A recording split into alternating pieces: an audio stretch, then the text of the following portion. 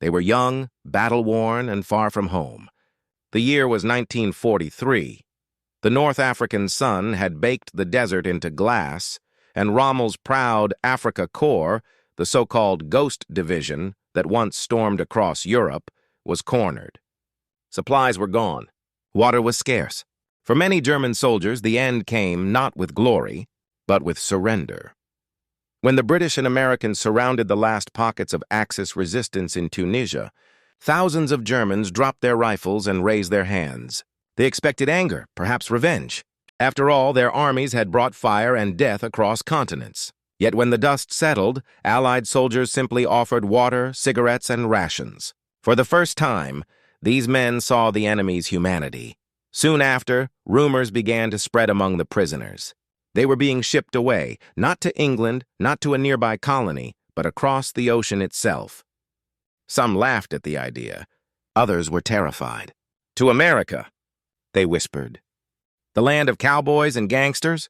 Nazi propaganda had described it as a place of chaos, ruled by Jews and capitalists, where prisoners would be starved or killed.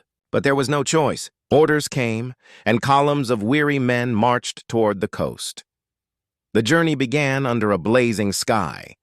The prisoners were packed aboard Liberty ships, gray hulks that creaked and groaned as they left port. Guards watched them closely. Each man carried only the barest belongings, a photo, a Bible, a dented mess tin.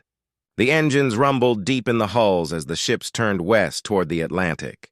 Days blended into nights. The prisoners slept on bunks stacked 4 high, rocked by the sea. Some played cards.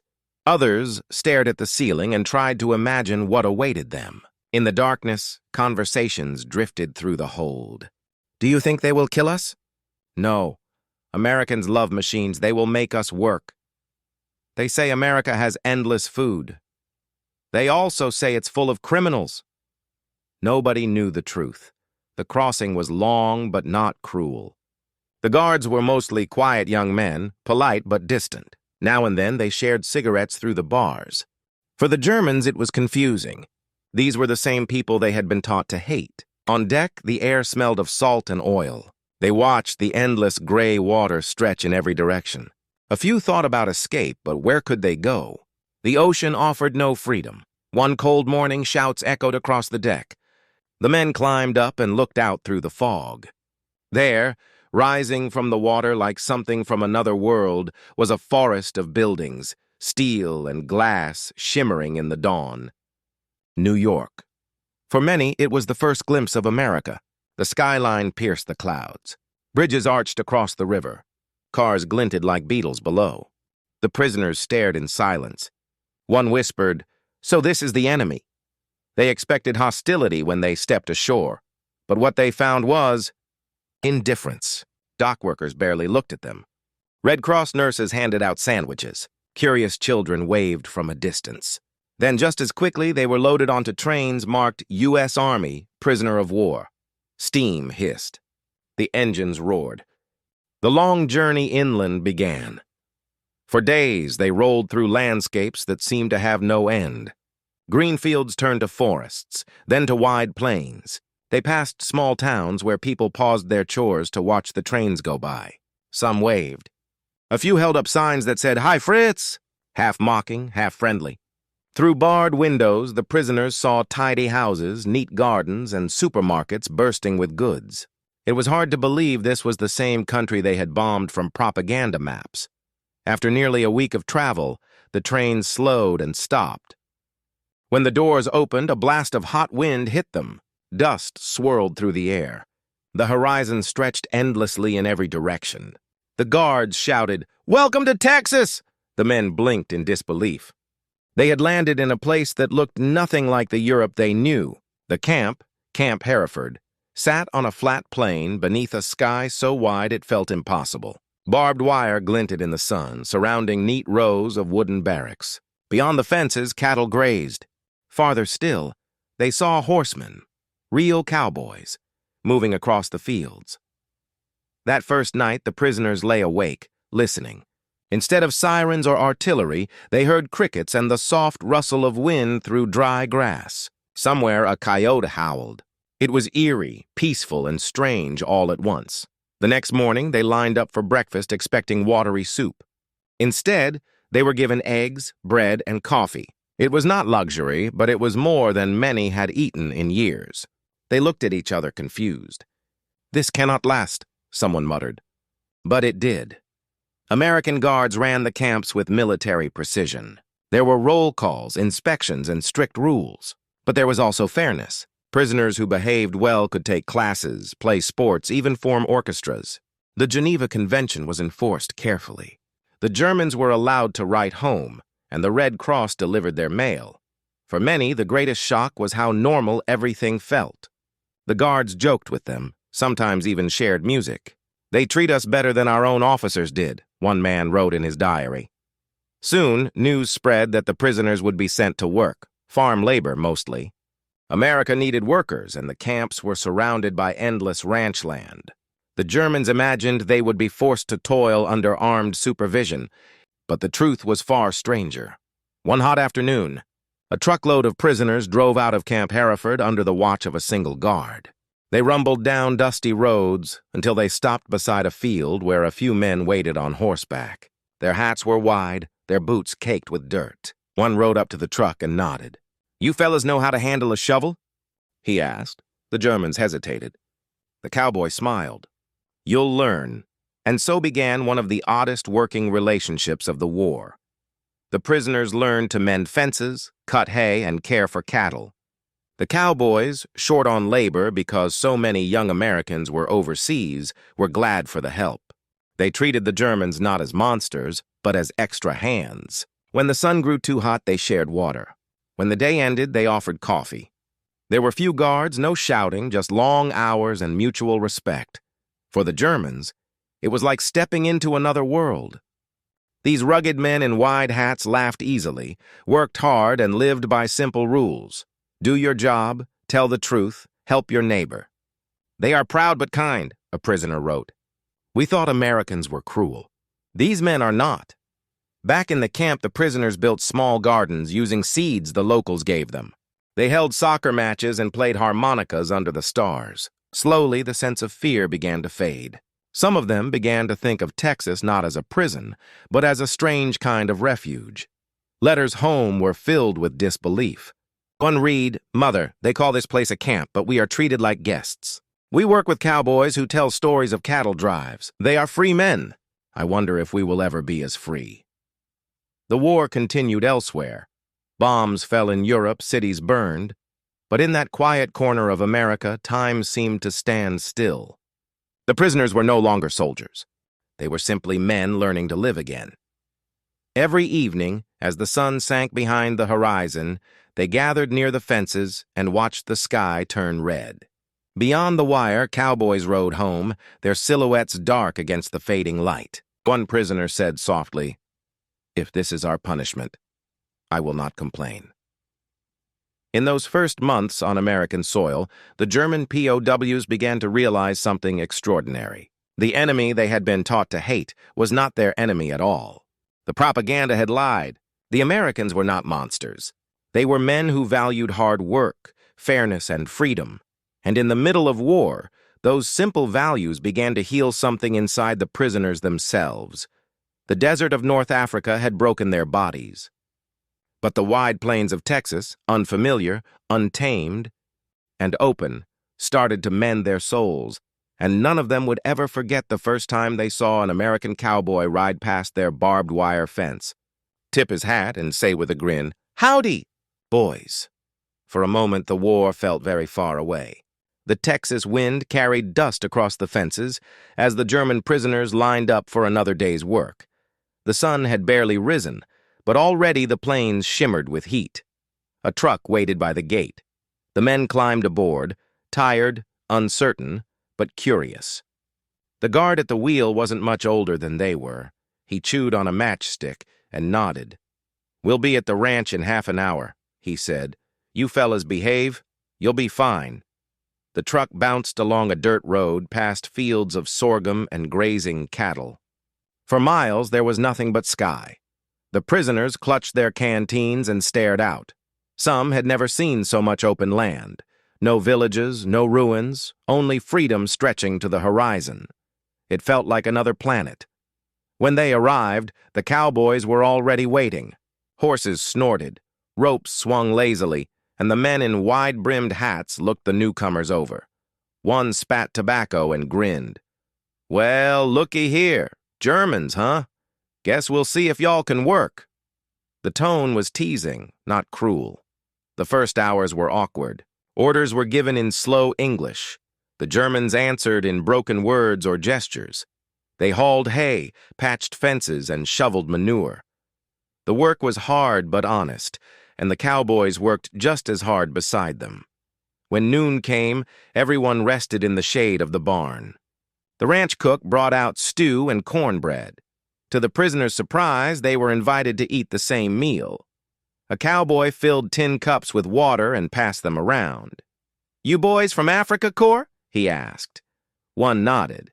"Well," the cowboy said, "you're in Cowboy Corps now." Laughter rippled through the group. By evening, the men were covered in dust, but something inside them had shifted. They had not been insulted or beaten, only expected to pull their weight. As the truck rolled back toward camp, a prisoner named Otto whispered, "They treat us like men." Another answered softly, "Maybe they don't know we're supposed to be the bad ones." Back inside the fences, life settled into rhythm. Morning roll call, breakfast, then trucks heading out across the plains. The prisoners earned small wages, script money they could spend at the camp canteen on cigarettes or postcards. They began writing home more often. "Dear Mother," one letter read, "we work with Americans who wear guns but rarely use them. They laugh loudly and sing while they work. They are proud people, but not cruel. It confuses me." Soon, curiosity replaced suspicion on both sides. The cowboys discovered that many of the Germans had been farmers or carpenters before the war. They knew tools, soil, and animals. One cowboy, Jim, said to his German helper, Carl, "You handle that plow like you've been doing it all your life." Carl smiled shyly. "In Germany, I have farm," he said. From that day, Jim called him Farmer Carl, and they worked side by side. When the summer storms rolled in, lightning danced over the plains. The cowboys and prisoners took shelter in barns, listening to rain drum the tin roofs. They traded stories, sometimes through broken words, sometimes through laughter alone. One night, Jim passed Carl a small harmonica. "Here," he said, "you play something from home." Carl hesitated, then played a soft folk tune. The sound filled the barn, mingling with the thunder. When he finished, the cowboys clapped. "Didn't understand a word," one said, "but it sure was pretty." That night, back in the barracks, Carl wrote in his journal, "These men are free in a way I have never known. They live with the land, not above it. They do not salute anyone. They work, they joke, they sleep. Perhaps this is what freedom looks like." The Americans noticed that the Germans worked efficiently. Ranchers began to compete for their help, signing up for labor from the camp. Some even petitioned to let the same men return every season. A few guards wondered if it was wise to trust the enemy so much, but there were almost no escape attempts. The prisoners knew that beyond the fences lay only hundreds of miles of emptiness. And besides, they were treated better here than they would be anywhere else. Sundays were days of rest. The prisoners built a small chapel inside the camp using scrap wood and paint. They hung a simple cross and filled the air with songs that reminded them of home. Sometimes the American guards stood quietly at the back, listening. One guard later recalled, "When they sang, it didn't sound like the enemy. It sounded like men praying the same as us." That autumn, the prisoners helped bring in the harvest. The fields stretched gold under the sun, and the trucks groaned under piles of wheat and corn. The ranchers shared the profits with the government and sometimes slipped extra food to the POWs, fresh milk, apples, even pies. "We couldn't have done it without them," one farmer admitted years later. They were good workers, good men. By late 1944, the camp had changed. The Germans had built gardens, theaters, and a small newspaper printed in their language. They staged plays for each other and invited American guards to watch. The cowboys brought their families. Children giggled as the bad guys acted out comedies on stage. One local paper wrote, "It's strange to see the enemy laugh, but good to see men smile again." Winter brought cold winds to the plains. Snow dusted the barbed wire, and the prisoners huddled in their barracks, remembering home. Letters arrived slowly, some bringing joy, others grief. Many learned that their towns had been bombed, their families scattered. For them, the Texas plains became a kind of refuge, far from the ruins of Europe. One December evening, the camp commander announced that the prisoners could celebrate Christmas. The Germans built a small tree from branches and wire, decorated it with paper stars. The Americans brought candles and candy. As night fell, the prisoners gathered to sing Stille Nacht. The guards listened quietly outside the barracks. Then, one by one, the Americans joined in. Silent Night. Two languages, one melody, rising into the cold air. A German officer later wrote, "For the first time I forgot I was a prisoner. I was only a man among men. When spring returned, the fields came alive again. New groups of POWs arrived, some hardened by battles in Europe. At first they sneered at the easy manners of those who had been in Texas longer. 'You're becoming American,' they said. But soon the newcomers found themselves softening too. The wide skies and quiet dignity of the cowboys had a strange power. Hate didn't survive long under that kind of sun. The friendships that formed were cautious but real. The men couldn't visit each other freely, yet bonds grew over months of shared work. The cowboys admired the Germans' precision. The Germans admired the Americans' freedom.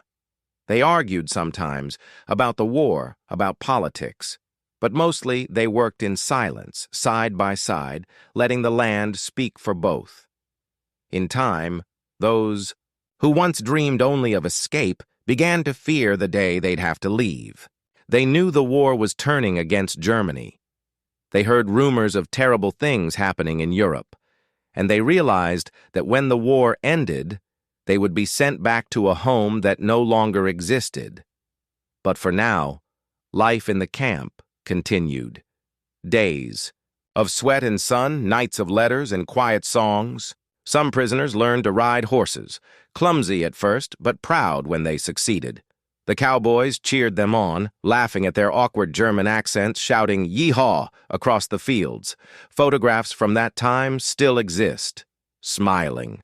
Faces, a mix of uniforms and cowboy hats, rifles leaning idly against fence posts. In those photos, it's hard to tell who's the prisoner and who's the free man. As summer faded into another golden autumn, the men began to sense that something was ending. The war would not last forever. The fences that surrounded them felt less like barriers and more like a line drawn by history, one that would soon be erased. For now, though, the plains were quiet. The stars came out, the wind rustled the grass, and the prisoners sat outside their barracks, looking up. Somewhere in the dark, a cowboy sang to his horse. The tune drifted across the camp, soft and lonesome. A German voice joined in, humming the melody. Then another. And for a few minutes, the sound of two worlds blended into one. They had come as enemies, strangers from across the sea. But on the Texas plains, beneath the same vast sky, they were simply men, working, laughing, and learning that even in war, humanity can survive. The months rolled by, and the war that had once seemed so distant began to reach even the quiet plains of Texas. The prisoners sensed it in the guards' faces, in the changing tone of the newspapers that sometimes reached the camp. Rumors spread that Germany was collapsing, that cities lay in ruins. For men who had once marched proudly under Rommel's flag, the news felt like a ghost pressing against every letter from home. Yet inside the barbed wire, life carried on with an odd, peaceful rhythm. The German POWs woke at sunrise, worked through the heat, and returned each evening to a world they had shaped with their own hands. They built gardens that bloomed with tomatoes and roses, carved furniture out of scrap wood, and painted the endless sky on the walls of their barracks. Music became their refuge. In one corner of the camp, an old violinist from Munich gathered a few others to form an orchestra. They crafted instruments from crates and tin. On Sundays, they played in the mess hall. Guards came to listen, leaning against the walls, hats in hand. The music was soft, haunting, echoes of a Europe now burning. When the concert ended, applause filled the room. One guard later said, "In that moment, I forgot who was prisoner and who was free. Outside the camp, the cowboys still came for help on their ranches. They trusted the Germans now, trusted them enough to leave rifles in the trucks, enough to share jokes and coffee. Some even invited their families to meet the enemy. Children stared curiously at men who spoke in accents but smiled like friends. 'You're the Germans?' one little girl asked shyly. 'Yes,' a prisoner answered, 'but not the bad kind.' The child grinned. 'Mama says y'all fixed our fence real good.' That winter, Christmas returned to the plains. The prisoners were given permission to hold a service. They built a small wooden chapel, rough but beautiful, decorated with paper stars and a hand-carved nativity scene. The Americans brought candles and allowed a few townsfolk to attend. When the Germans began to sing Stille Nacht, the guards stood quietly in the cold, some humming along. Then, almost naturally, the two sides joined. Silent night, holy night, two languages, one melody. The snow began to fall, soft and slow, covering the barbed wire. One of the men whispered, "It feels like home, even here." As the new year began, more news arrived from overseas. Normandy, the fall of Paris, the bombing of Berlin. Some prisoners wept over letters that never came again. Others simply stared at the horizon, lost in thought. The cowboys noticed. They didn't ask questions. They just worked beside the men, silent but steady. In the evenings, they shared stories about their own brothers fighting in Europe or the Pacific. "War takes good men from both sides," one rancher said quietly. "Maybe that's the real enemy." The Germans respected the honesty. In return, they shared pieces of themselves, small carvings, painted postcards, songs from home. One carved a wooden saddle for the cowboy who'd taught him to ride. Another wrote a letter for a rancher's son, teaching him a few words of German. Freund, friend. By early 1945, the war was clearly nearing its end. Some prisoners grew restless, others afraid. What waited for them back in Germany? Cities in ashes? Families gone? The camp that once felt like a cage now felt like shelter. "Here," one wrote in his notebook, "I found peace while my homeland burns. I do not know how to go back." Then in May, the word came, Germany had surrendered. The guards lowered their rifles. The prisoners stood silent, unsure whether to feel relief or sorrow. Some cheered. Others simply sat down in the dust, staring at the sky. A few of the cowboys rode in to say goodbye. They shook hands through the fence, passing small gifts, a harmonica, a belt buckle, a piece of rope. "You take care of yourself," one said softly. "You too, partner," the German replied. That night, the camp was quiet. The stars hung over the plains, the wind whispering through the grass. One soldier wrote his last letter from Texas. "Dear Mother, tomorrow we go home. I do not know what home will look like or if it still exists. But I have learned something here. The men we called enemies are not so different from us. The cowboy taught me that a man's worth is not in the uniform he wears, but in the way he treats others. I will never forget this land." He folded the paper, looked out into the darkness, and listened. Somewhere in the distance, a horse neighed, a reminder of the strange friendship that had bloomed in the heart of war. When the trucks came at dawn, the men climbed aboard without resistance. The gates opened one last time and the prisoners rolled away, leaving behind the camp, the music, and the wide Texas sky. They had come as soldiers, lived as prisoners, and left as witnesses to a kind of humanity they never expected to find in the hands of cowboys under the sun, far from the battlefields of Europe. The journey home was long. After months of waiting, the German prisoners were loaded onto trains, their duffel bags filled with the few things they owned: carvings, photos, letters, and pieces of the Texas plains that had become part of them. The track stretched east toward the Atlantic, through towns they had once passed in wonder. Now they watched America fade away behind the windows, the wide skies, the ranches, the faces that had treated them like men instead of enemies. When they reached the ports, Liberty ships waited to take them across the ocean again, back to the world they had left in ruins. The sea was calm, but the mood on deck was heavy. Some played cards. Some wrote their last letters to the cowboys who had befriended them. "Dear Jim," one wrote, "I will miss the sound of the wind on your ranch and the laughter after work. You showed me that kindness is stronger than orders. If we meet again, it will be as friends." Weeks later, they saw the gray outline of Europe rising from the mist. The smell of smoke still lingered. Bombed cities lay silent. Their homes were gone, their families scattered. One prisoner stepped onto the dock and said quietly, "We left freedom behind in Texas." The men were processed, questioned, and sent to what remained of their towns. Some were shunned by their countrymen, accused of growing soft in captivity. They were told they had lived in luxury while others starved.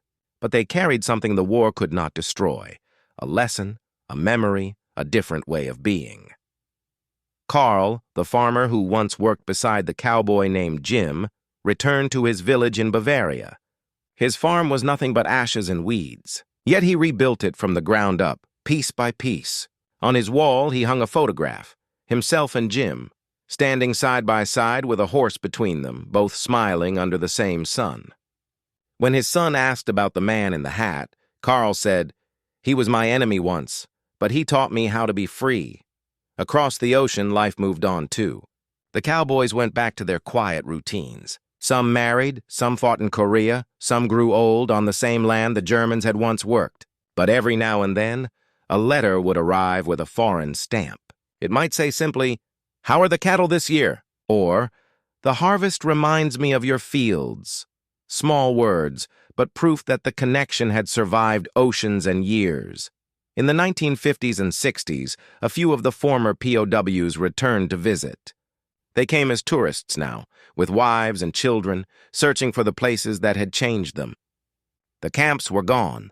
Only fields and wind remained. But the ranches still stood, and sometimes, by chance, they found the same men who had once guarded or worked beside them.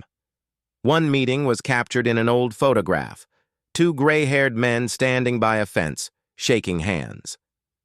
One wore a cowboy hat, the other a neat German coat. Behind them stretched the Texas horizon, endless and calm. The caption read, "Old enemies, old friends." Some stayed for weeks, helping with the harvest again, laughing at how time had turned them both into grandfathers. Others returned to Germany with jars of Texas soil tucked in their luggage, a quiet tribute to the place where they had rediscovered their humanity. For those who never returned, the memories lived in their diaries and letters. Many were found decades later in attics and archives filled with sketches of horses, stories of laughter, and words like freedom, respect, and peace. One note, written in careful script, said simply, "America showed me that mercy is stronger than fear." As the years passed, the world changed, the borders of nations shifted, and the voices of that generation faded away. But their story remained, a story not of battles or victories, but of men learning that even in captivity, kindness could exist. Today, if you drive through the plains of Texas, you can still find traces of those camps, foundations hidden in the grass, a few wooden posts, a rusted nail. The wind still hums through the fences, carrying echoes of laughter and foreign songs. And if you stand there long enough, you might imagine them, young men in worn uniforms, working beside cowboys in dusty hats, sharing water, stories, and silence under the burning sun. They came as prisoners of war. They left as witnesses to compassion. And in their forgotten letters, one truth endures: that humanity can survive even in the hardest of times. And sometimes, the truest freedom is found in the unlikeliest of places.